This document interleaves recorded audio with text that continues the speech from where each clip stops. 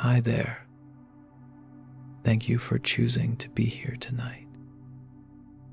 Welcome to another gentle moment with Sleepy Zen. I know that sometimes we just need a soft place where the mind can breathe again. And right now, you can let this space become your own safe corner.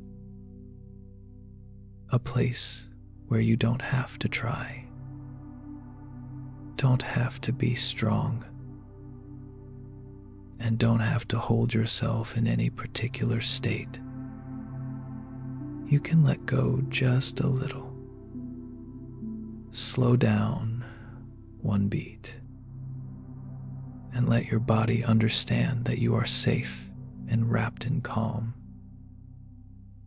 Here you are listened to. Here you are trusted.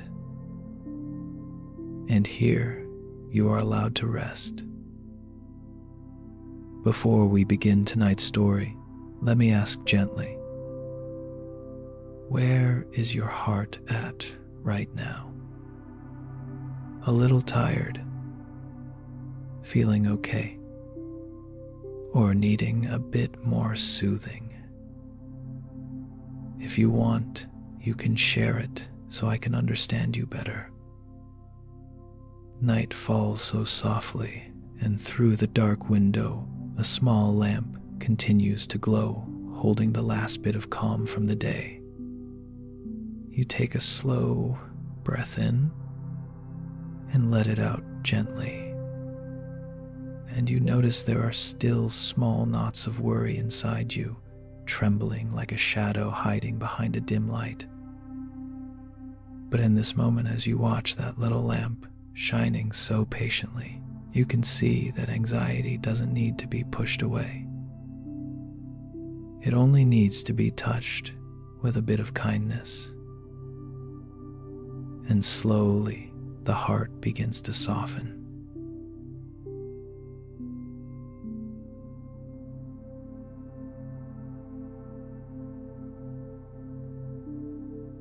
Rain began to fall just as Emily closed her bedroom door. It wasn't a heavy rain, just small drops, tapping slow rhythms against the window, making a steady sound like someone knocking gently, asking for a little attention. She stood still for a moment, her hand resting on the cold window frame, and noticed two of her fingers trembling, not from the cold, but from the familiar anxiety rising with the sound of the rain. All day, a vague unease had followed her like a shadow. No clear reason, no specific cause, just a slight tightening in her chest that made her breath shallow. Now, with the rain falling into the night, the knocking on the glass seemed to make that worry grow louder. Emily closed her eyes and thought, I don't want to be anxious anymore. But that very thought made her heart pound harder, like when you beg for silence and the knocking only becomes clearer. She opened her eyes and looked outside. The glass was fogged with moisture, reflecting her face in the soft light of the small lamp behind her. She saw herself trying to stay calm, trying to hold the worry in like someone trying to order the rain to stop in the middle of a storm, something impossible. A heavier raindrop hit the window at that moment. Emily touched her chest and took a deep breath. I'm anxious, she whispered, not as blame this time, but as acknowledgement. And something shifted. The worry didn't disappear, but it stopped spreading the way it had before. It paused a little smaller, like the sound of the rain had moved a bit farther away. She sat down by the window and pulled a thin blanket around her shoulders. With her hand close to the glass, she could hear the tapping clearly, but now the sound no longer felt threatening. It was like someone knocking on a door to say, I'm here, but I'm not going to force my way in.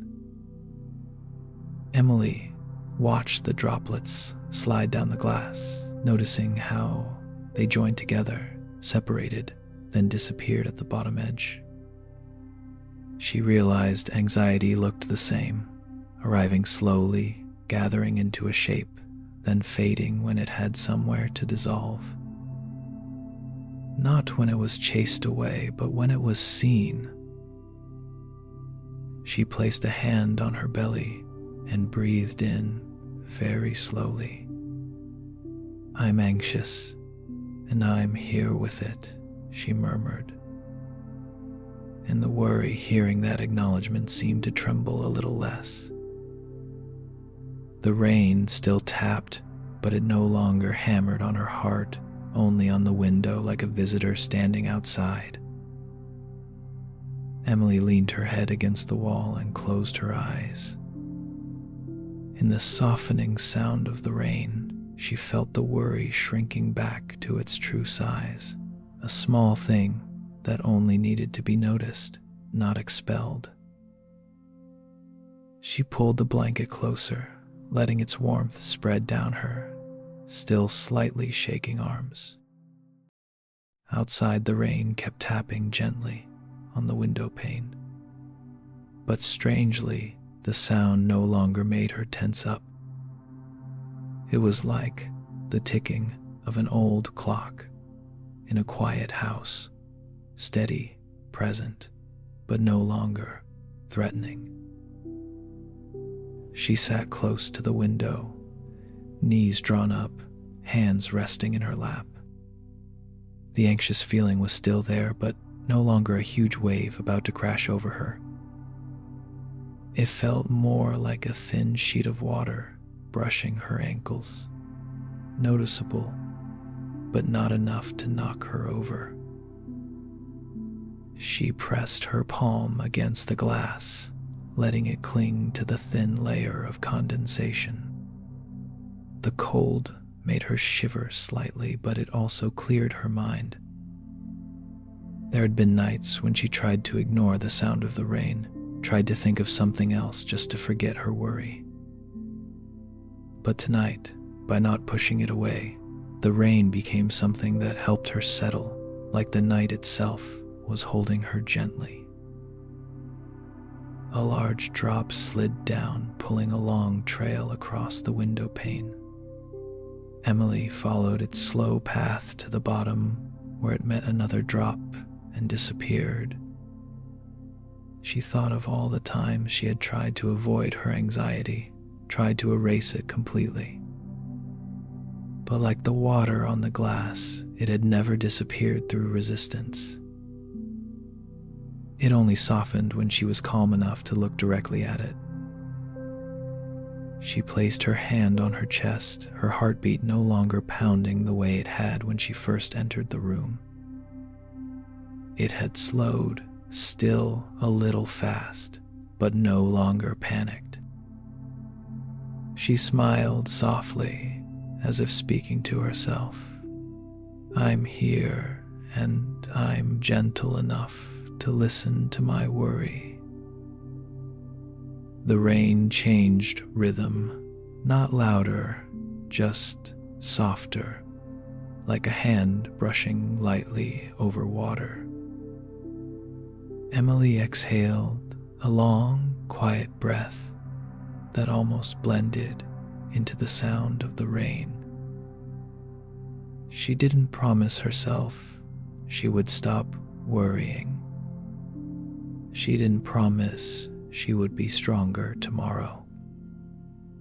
She only allowed herself to sit with this rain, this breath, this worry that was slowly drawing back.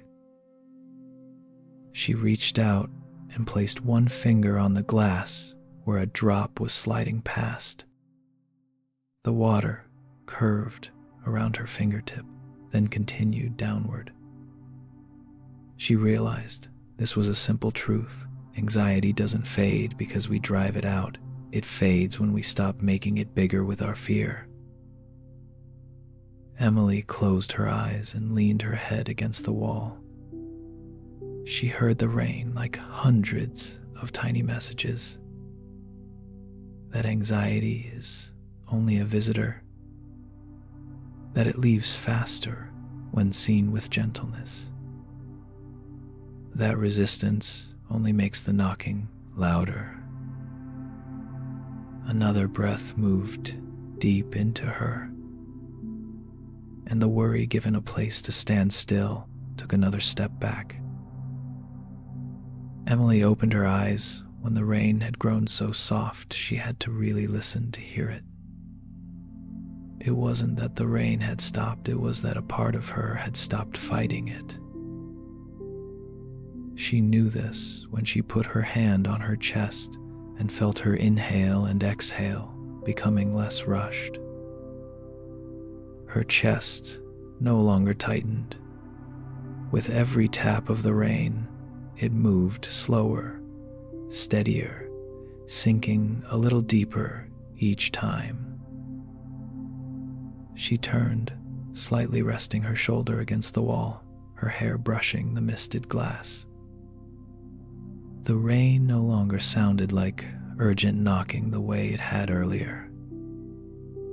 It sounded like tiny beads of sound falling on the roof, gentle, regular, not trying to grab anyone's attention.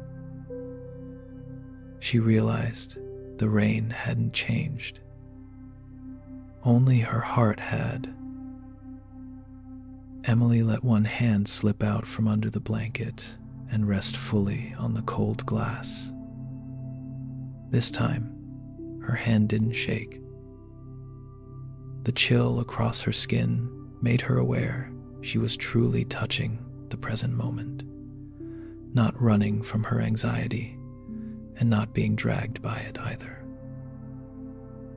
"I'm anxious and am here with myself," she whispered, her voice as soft as the night. She turned to look more clearly at the window frame. Each droplet left a faint sparkle as it slid down like thin threads falling from the sky. She found herself smiling. If anxiety was the knocking at the door, then awareness was like opening it just a crack and saying, "I see you. You don't need to knock so hard." And immediately the knocking grew lighter. With her next breath, she wondered, how afraid of anxiety have I been? The answer appeared easily.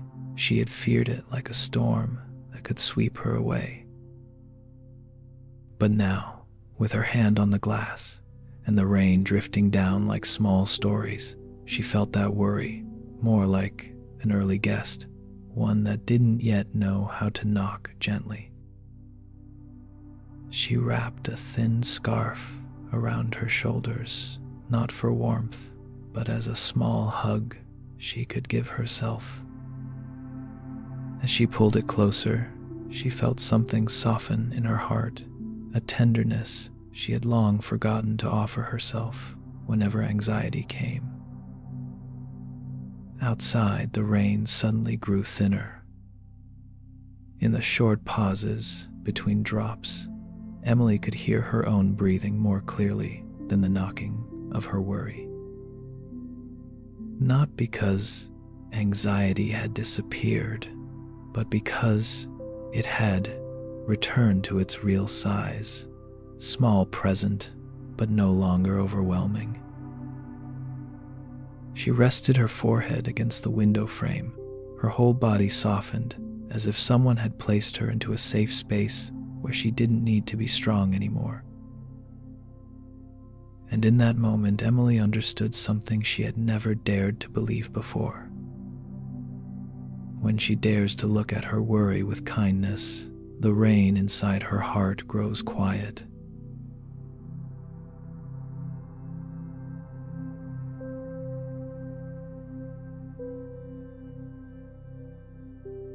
On foggy mornings, everything becomes a little blurred. The path, the trees, even the air itself seems thicker, as if it is holding every movement in place. But when even a small torch is lit, its light doesn't need to cut through the fog to be strong. It only needs to be there, soft but steady, so the fog around it gently thins. Kindness toward yourself works the same way. It doesn't need to be big to be powerful. It only needs to be present for anxiety to lose some of its weight. Many people believe anxiety fades only when we control it, defeat it, or push it far away. But in Buddhist thought, anxiety isn't an enemy. It is simply a state of the mind, searching for safety and not yet finding a place to rest. And kindness, a gentle softness of the heart, becomes exactly that resting place. When we turn inward with a gentle gaze, we light a torch in the fog. The fog doesn't vanish instantly, but it steps back. Anxiety does too. When it is received with warmth instead of fear, it no longer spreads with the speed of panic. It pauses. It waits for us to breathe. It waits for us to touch our own mind with a softer attitude. The breath itself is another kind of light. A slow breath is like a weak but steady ray slipping into the fog around the mind. It doesn't need to be long or technically perfect, only honest. Each honest breath creates a little more space, a tiny clearing where the mind doesn't have to tighten. Anxiety often grows stronger when we brace against it. But when we open the chest, open the heart, and let the breath move deeper, anxiety loses the room it needs to expand.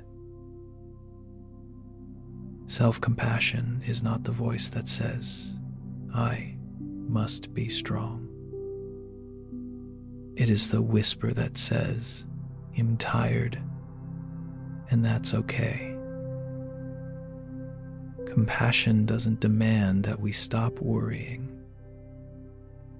It only asks that we don't hurt ourselves more when worry appears. Compassion is placing a hand on the chest instead of pounding on it, holding ourselves instead of blaming ourselves,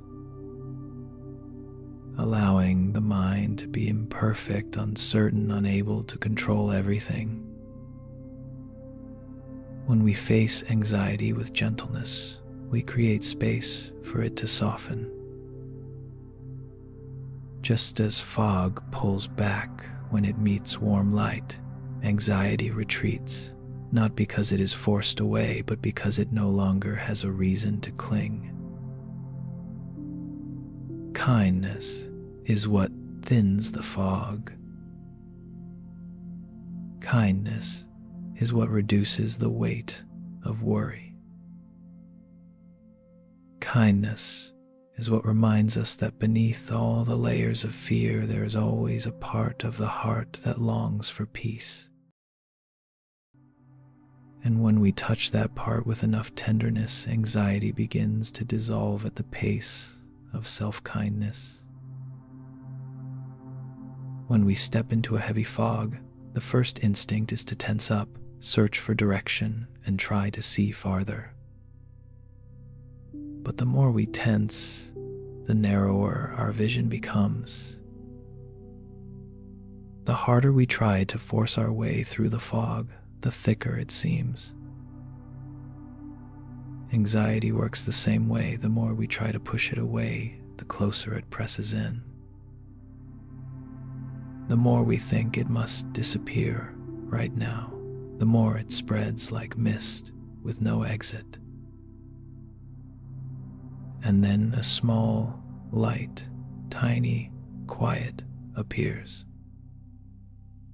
A flame the size of a fingernail is enough to show the steps right around us. The light does not destroy the fog, it simply gives us a place to return to. In Buddhist thought self, kindness is exactly that light. Kindness doesn't teach us to erase anxiety, it teaches us to see it with soft eyes. When we tell ourselves it's okay, I'm scared right now, and that's natural, the mind opens a little. Anxiety is no longer an intruder to be expelled, but a part of ourselves that needs comfort, a part that wants to be heard, a small part that is simply afraid. In those moments, the breath becomes a bridge. When we breathe slowly, we send a message to the body that nothing is dangerous right now. And the body believes it even before the mind does. With just a few slow breaths, the heartbeat shifts, the shoulders drop, the belly softens. And anxiety, held instead of fought, reduces its volume like rain, softening as morning approaches. There is a gentle truth in the teachings on compassion. Unease is not something to fix, but something to understand. A worry that is understood shrinks. A worry that is rejected grows. When we stop blaming ourselves for worrying again, we remove a whole layer of unnecessary pressure. We don't heal worry through logic, we heal it through warmth. Logic may say, there's nothing to fear, but only kindness can make the body believe it is safe. Picture the small torch in the fog. It does not fight, it does not shout, it does not try to prove strength.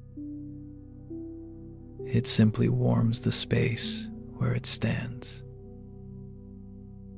And because it is warm, the fog around it loosens. Anxiety responds the same way. It dissolves through inner warmth, not outer force. When we meet fear with a gentle heart, anxiety loses its reason to tighten. It understands it no longer has to knock loudly.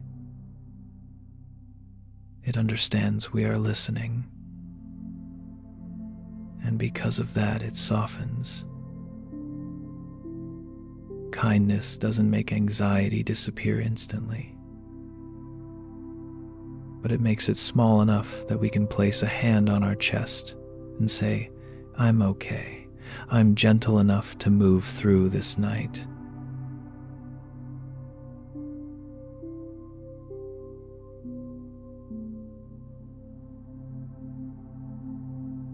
The classroom was almost empty when Sophie stayed behind.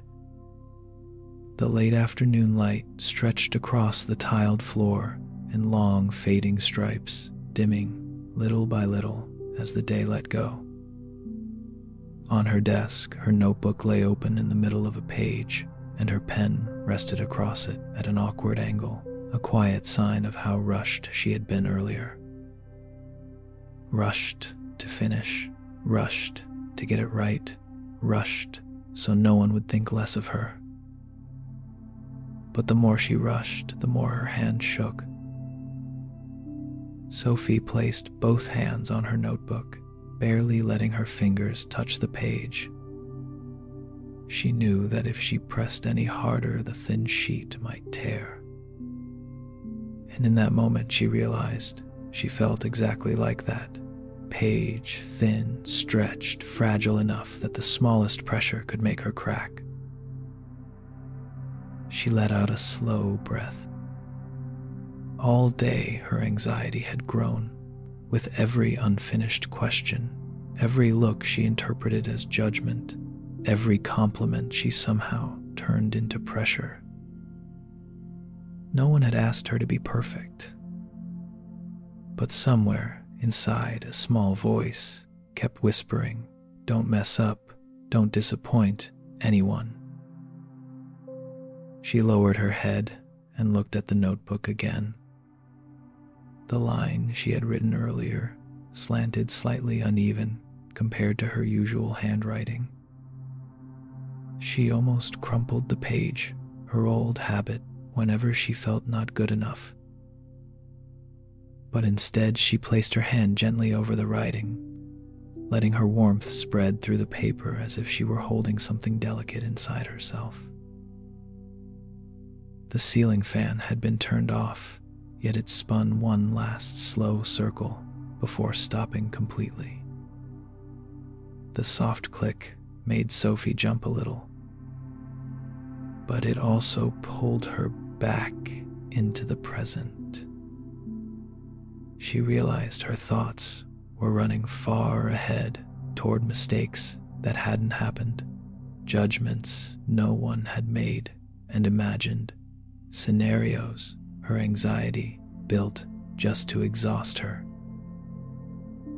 The last of the daylight fell on the page, making the ink look faint, but somehow beautiful in its own way. Not perfect, not polished, but real. Sophie brushed her finger along the paper's edge. "I'm anxious," she thought, "but being anxious doesn't mean I'm not capable." Her hands were still shaking, but less than before, shaking just enough to remind her she was human, but not enough to frighten her. She turned to a fresh page. The emptiness of it made her chest tighten. Blank spaces had always scared her the most. But this time she didn't rush to write. She set her pen down, rolling it slowly between her fingers, letting her breath choose the pace. As her breath softened, her hand softened with it. Something inside her loosened. She thought, if I write something wrong, I can fix it. I don't have to get everything right on the first try. And with that gentleness, her anxiety began to shrink like a thin page, becoming just a little sturdier because it had been touched with care. Sophie lowered the tip of her pen onto the blank page, but she didn't write a word. She simply let it rest there, feeling the small tremors in her fingers. In the past, whenever her hands shook, she scolded herself, told herself she was weak, unconfident, not as good as everyone else. But tonight, in a quiet classroom with the evening sunlight slipping away, she realized shaking wasn't a flaw. Shaking was a signal, a tired heart trying too hard. She looked up. Desk after desk stretched across the room, empty and quiet. But it was a comforting quiet, a pause. No teacher lecturing, no classmates shuffling papers, no ticking clock warning her time was running out. Just space, space wide enough for her mind to settle. Sophie glanced at the notebook again. Her worry now felt like the thin paper. If she pressed too hard, it would tear. If she handled it gently, it would hold. And maybe she was the same way. She didn't need anyone to fix her. She just needed her own hands to be softer. She began to write slowly. One word, then another. Her handwriting still wasn't perfect, but it no longer wobbled wildly. Each stroke was a breath, each word a quiet reminder. I'm trying, and my effort has value. A soft breeze drifted through the open window, making the pages flutter. Sophie set her hand on the notebook to keep it in place. Her hand felt warmer, now steadier. She looked at it and realized something she had spent years trying not to make mistakes, but hardly any time asking herself if she was okay. Her anxiety often swelled when she believed a single mistake would disappoint someone. But here in the empty classroom, she understood something new. What she needed wasn't correctness, it was kindness. Kindness toward the page, toward the pen, and toward the trembling in her hands. She paused and looked at what she had written. The line wasn't perfectly straight, but it was clear. Not flawless, but carrying her breath inside it. A breath not yet steady, but honest. And that honesty warmed her in a way praise for perfection never had. She closed the notebook, not out of frustration, but because she felt complete for now. The worry in her chest was still there, but no longer stretched tight, more like a sheet of paper that would not tear easily because someone had finally handled it gently. Sophie stood and walked to the window. The evening breeze lifted her hair. She rested her hand on the wooden frame and thought, maybe what I need isn't to get everything right, but to treat myself with more kindness. And in that moment, her worry shrank a little more. She leaned against the window frame, her fingers resting on the worn wood. The last bit of daylight faded, leaving behind a different kind of quiet. Not the empty, unsettling kind, but the kind that gives the heart room to breathe. She turned to look at her desk. Her closed notebook lay there calmly. No judgment, no pressure. She walked back to it slowly, as if returning to a tender part of herself she had long ignored in her pursuit of perfection.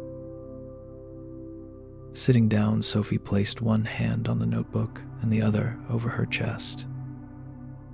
She felt the gentle rise of her heartbeat, not frantic anymore, not chaotic, just the rhythm of someone finally offering herself, the softness she had given others so easily. Her anxiety was now small, like the faint curve of a bent page, no sharp edges, no threat. And she understood her worry had never come from the difficulty of the assignment or from anyone's gaze. It had come from how harshly she treated herself. She had demanded perfection, no hesitation, no trembling, no mistakes. Those demands were like hands gripping a thin sheet of paper until it nearly tore. She didn't blame herself anymore. Instead, she placed both hands on the notebook and whispered, "It's okay, I'm just learning." Those 4 simple words softened something deep inside her. The worry retreated to a small corner, no longer rising and falling like a tide. She felt it in the way her shoulders lowered and her neck released. Anxiety, she realized, didn't need logic, it needed warmth.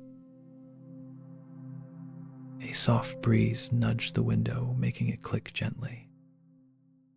Sophie startled for a second, then let her breath melt downward. She was used to jumping at small sounds, imagining the worst. But now she was learning something new. A small sound isn't danger. A small mistake isn't failure. And an imperfect page is not proof of her worth. She opened the notebook again, not to continue her work, but to look at the line she had written.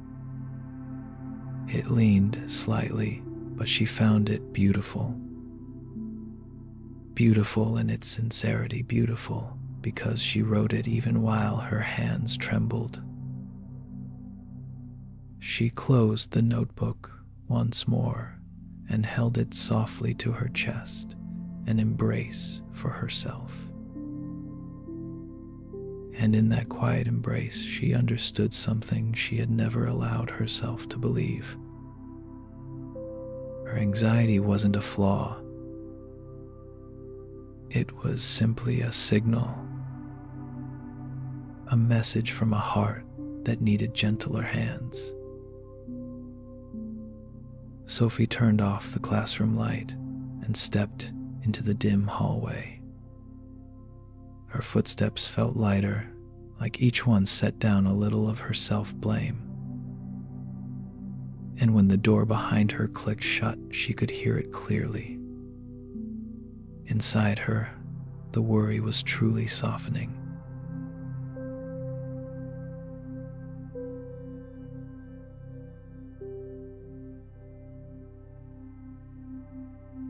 In the forest, there are small animals that are unbelievably sensitive. A single rustle of leaves is enough to make them jump, eyes wide, breath tight and rapid. But if you stay still, soften your body, let your breath loosen, the little creature slowly calms. It looks at you from the corner of its eye, sees you are not a threat, and gently steps out of its defensive stance. Not because you are strong, but because you are gentle. Not because you control it, but because you do not scare it more. Anxiety inside the human heart is just like that small creature, always alert, always ready to shrink back at the slightest sign. It is not violent. It is scared. It is not trying to exhaust you. It simply does not know another way to say that something inside does not feel safe. And when you respond to it with force, it panics. When you push it away, it runs closer. When you try to silence it, it only wants to shout louder. But when you soften, it softens too. If you pay attention to the grass and the wind, you will see a simple truth. Grass bends with the breeze. It does not resist. It does not stiffen. That is why the wind passes without breaking it. The mind works the same way. When we loosen just a little, breathe a little, slower, anxiety loses its reason to grow. It does not disappear immediately, but its voice quiets like the whisper of leaves when the wind begins to settle. Look at a leaf trembling on a branch. It trembles because of the wind, not because it is weak. And when the wind softens, the leaf softens too. Anxiety is the same. When we stop saying, "I should not feel this," the wind inside us eases, and the leaf in our heart stops shaking so hard. Nature never fights itself. Water does not battle the waves. Grass does not blame itself for bending. A frightened creature does not hate itself for being afraid. So when anxiety rises, we do not need to fight either. We only need to be present with the softness of a light breeze through tall grass, gentle enough not to hurt, gentle enough not to force change, just soft enough for the frightened feeling inside to settle. Anxiety is not an enemy. It is simply a small creature living in the mind, searching for safety.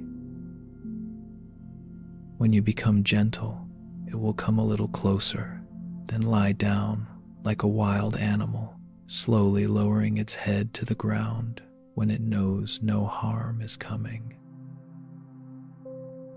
And in that moment, you understand. When the heart softens, worry softens.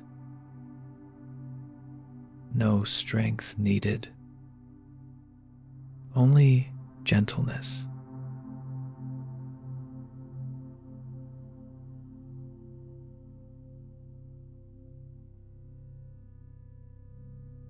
Aunt May set the teapot down on the small wooden table by the window, steam rising in a thin line and touching the soft yellow light in the room. Her hand trembled a little as she poured the tea, a familiar, gentle shaking that always came when anxiety slipped into her evenings. It was not because she was cold, it was not because she was weak. It was because something inside her was asking to be noticed. She sat down in the old fabric-covered chair and wrapped both hands around the teacup. The warmth moved into her skin, then slowly into the stiff fingers that had been holding on too tightly. She watched the steam curl up and fade, just like the waves of anxiety in her chest, arriving, thickening, then thinning out when they finally had somewhere safe to rest. On some nights, she tried to ignore her anxiety, she tried to stay busy, she tried to think about other things. But the more she tried, the harder her heart pounded, the shallower her breath became, and the more her mind tightened. It was as if anxiety refused to leave just because she ordered it to disappear. It stood there beside her, patient like a child, waiting to be picked up. Aunt May lifted the cup closer to her chest. The warmth against her palms softened something inside her. She saw clearly how her hands were shaking, and for a tiny moment, instead of scolding herself, she gently placed her thumb over the back of her other hand, as if comforting an old friend. The movement was so small, no one else would have noticed, but inside her, it opened a space wider than the whole room. Her breathing slowed, not because she forced it to, but because her body found its own safe rhythm when it no longer felt pushed away. The anxiety was still there in her chest, like a soft knocking at the door. But as she held the cup closer, that knocking became less urgent. It was as if it was waiting to see whether she was really there with it. She looked into her tea, the liquid clear and amber catching the light from the lamp. She remembered once being told that when you hold something gently, you are also holding yourself. And tonight, as she held the warm cup, she could finally feel the kindness she had forgotten to offer her own heart. She set the cup down on the table, but did not let go right away. She kept her palm resting there a little longer, as if holding on to the last bit of warmth. "It's okay," she whispered to herself. And something strange happened. The anxiety did not vanish, but it sat down. It no longer raced around her heart. It no longer hit the inside of her chest like a drum. It just sat there, smaller now, like a child who had finally been held. Aunt May kept the cup in her hands a little longer, letting the warmth soak into her knuckles that still trembled slightly. The longer she held it, the softer her hands became. Not because the anxiety was gone, but because she had stopped demanding that she be fine right now. The heat from the tea soothed a small corner of her chest, a place she had left cold for years because she believed she had to be strong to get through her worry. She lifted the cup closer to her face and took a gentle breath in. The scent of tea moved through her nose like a warm stream slipping through the thin mist in her mind. She realized something. Her anxiety had never started out huge. It only grew too big when she tried to push it away, the way someone tries to swipe fog out of the air only to make it swirl thicker. She put the cup back on the table, her fingers still resting on its rim as if she were holding someone's hand.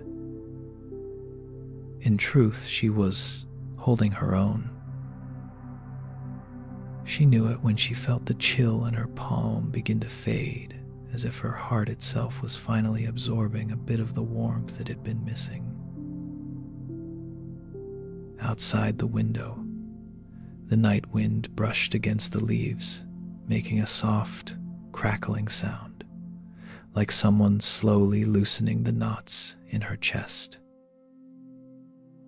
Each whisper of wind made her sigh a little deeper, breathe a little fuller.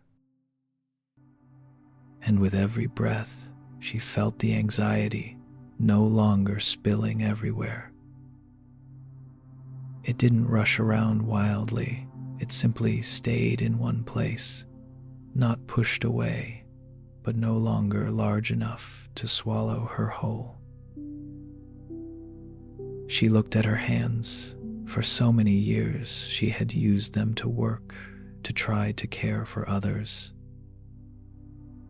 But tonight, those same hands were doing the gentlest thing, holding her own worry like a small, frightened creature. She lifted one hand to her chest and touched the place where her heart still beat faster than usual. Instead of blaming herself, she laid her hand there and left it. She didn't rub, she didn't force her heart to calm down, she just rested her hand there. And with that touch, light as a bird landing her heart, slowly began to find a softer rhythm. You don't have to be strong right away, she thought. You just need to be gentle with yourself first. Another curl of steam rose from the cup and brushed her face. It reminded her of all the times she had comforted her grandchildren, not with logic, not with lessons, but with a hug. And now, as she held her own anxiety with that same warmth, the worry inside her seemed to understand it didn't have to fight anymore. Aunt May tilted her head back against the chair. She closed her eyes, but she didn't fall asleep. She simply sank into a quiet she was creating for herself from her own kindness. And in that quiet, her anxiety sat down a little more.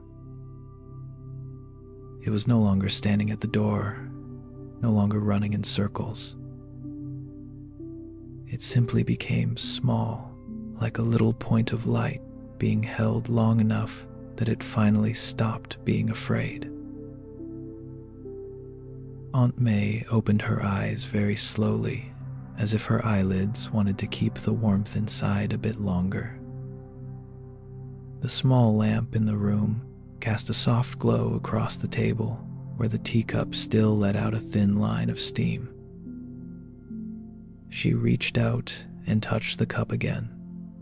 This time her hand didn't shake. It was simply soft, like the surface of water after the wind has calmed. She lifted the cup, feeling the last of the heat press gently into her skin. Her chest opened one more notch, like a door that had been shut for years, out of fear, now quietly opened by a kind hand. She realized she didn't need to chase anxiety away.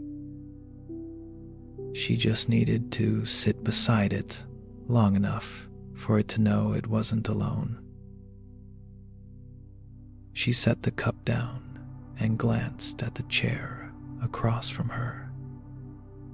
No one was sitting there, but tonight she felt as if she had been talking with a very small part of herself, the part that always trembled when life felt like too much.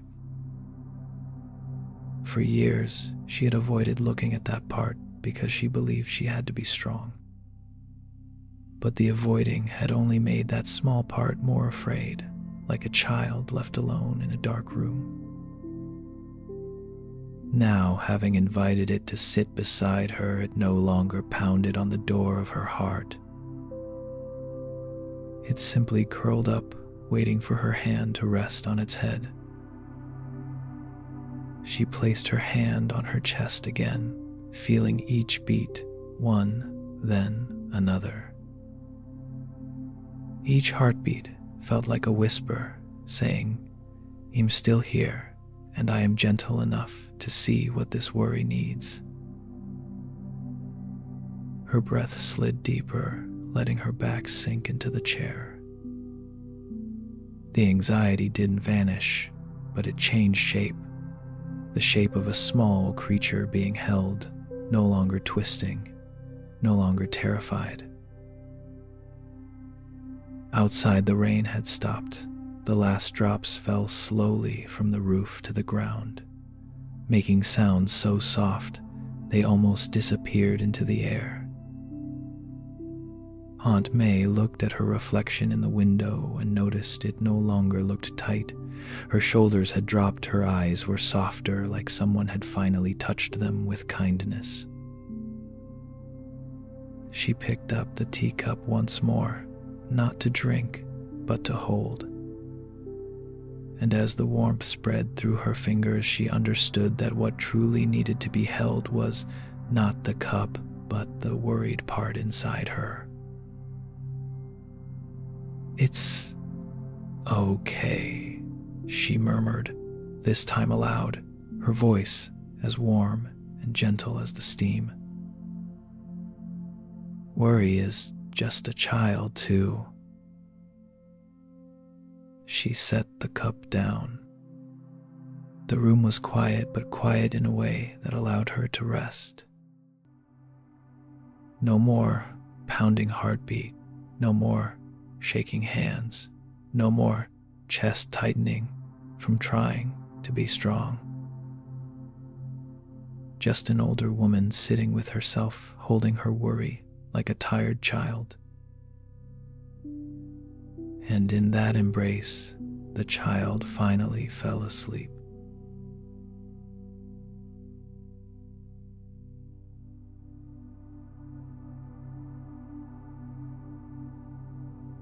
In the darkness of night, there are knots tied so tightly they seem impossible to loosen.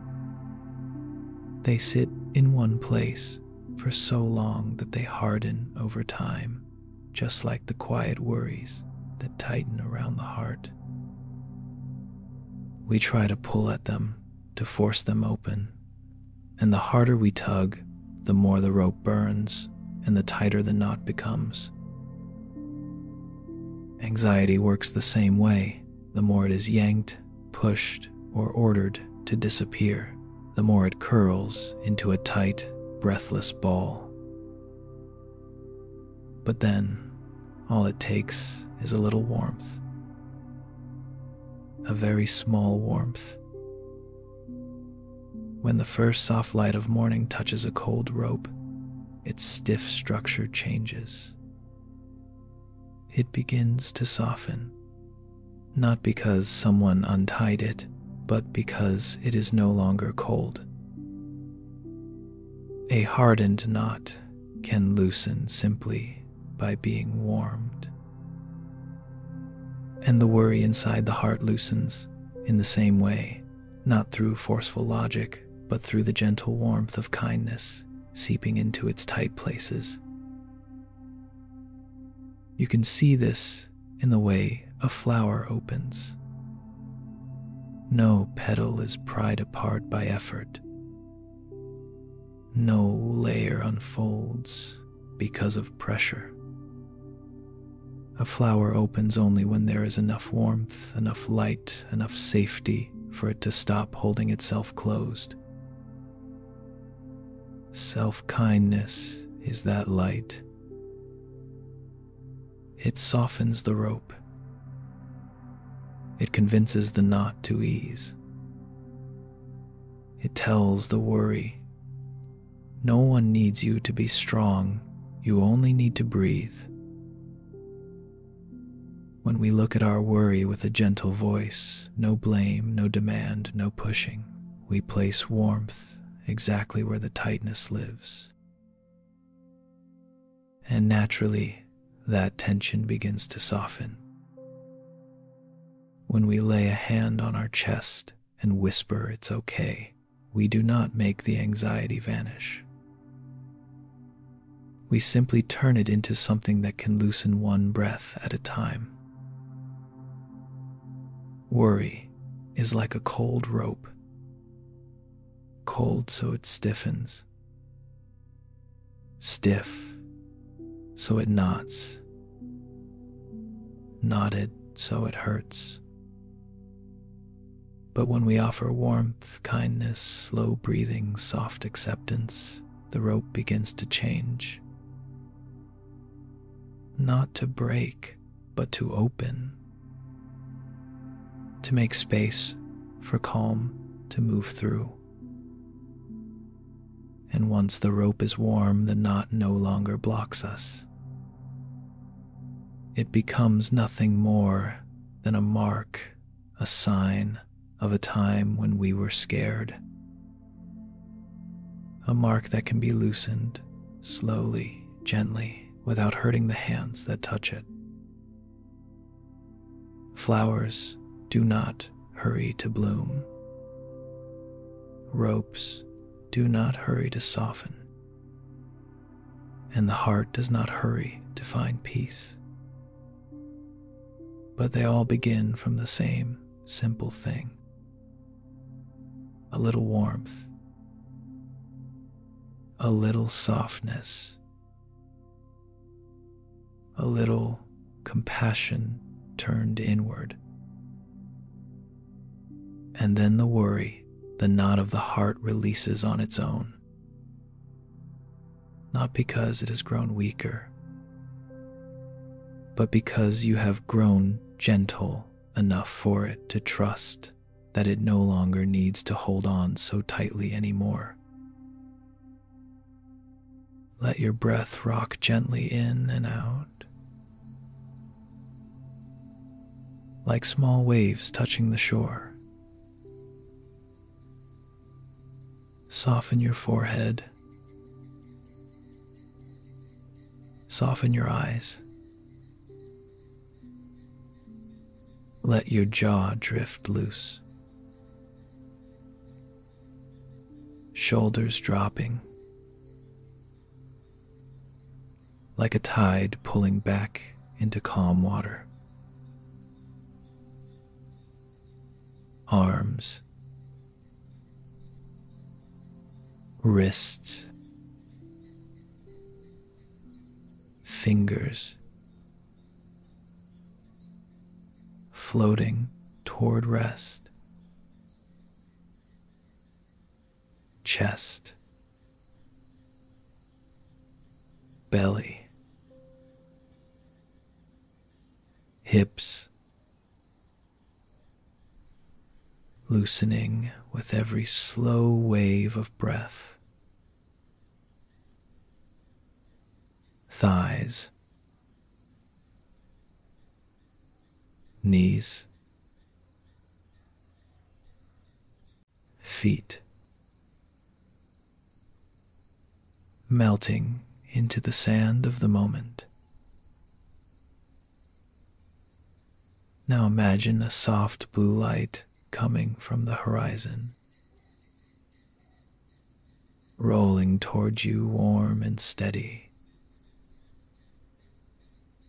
It reaches your feet, your hands, your chest, and whispers nothing to carry. Now let the tide hold you. Feel the weight leave your breath. Feel your heart ease, like a shell sinking gently underwater.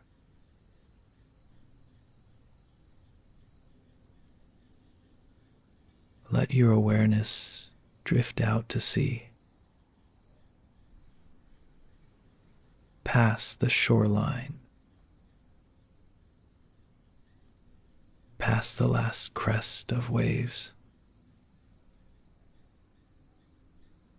into the open night ocean. Stars above, water below, everything blending, everything turning quiet, until you're floating in a deep, endless calm.